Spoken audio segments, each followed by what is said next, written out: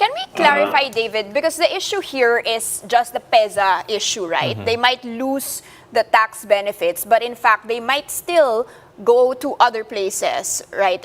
Wherein they can do this hybrid situation. We have had call center of the Philippines. We've had ITBPM representatives come in the show, and they were saying that the productivity might offset the tax benefits that PEZA is requiring. Do you see the issue just being a move from PEZA spaces towards other areas, for instance, the provinces?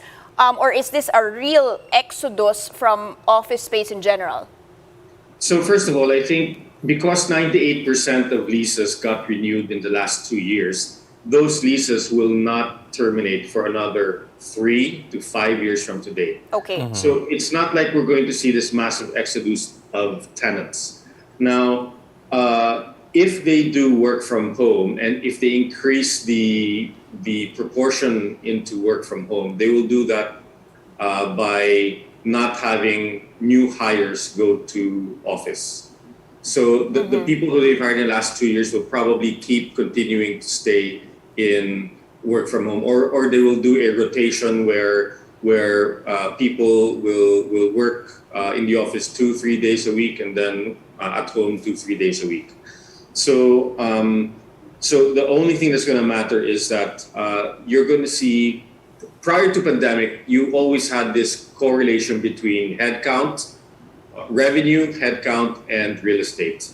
Now that revenue and headcount is still aligned with each other, but the real estate take-up is lagging behind because of work from home.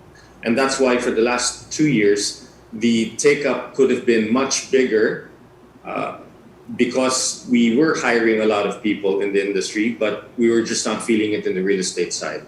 And I think that's gonna persist. And companies will say, okay, I don't need to go to PEZA, and I will take these what you call satellite offices just to accommodate work from home people who need to go to the office. So instead of having offices for 1,000 people, they will just have offices for, let's say, 300 people.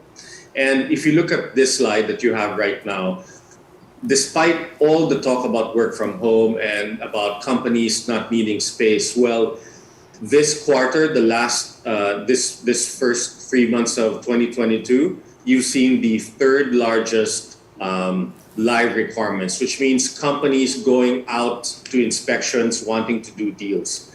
This is the third highest, and we haven't seen these numbers since COVID started, which is a testament to where I think the recovery is headed.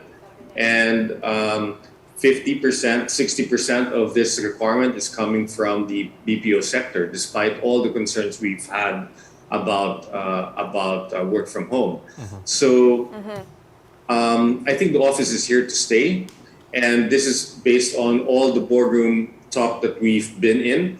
And as you can see back in the US, many of the big tech firms and the banks have said we don't need the office anymore back in most of 2020. And then in the second half of 2021, they realized that the setup doesn't work and that they want everybody to go 100% back in office as soon as possible.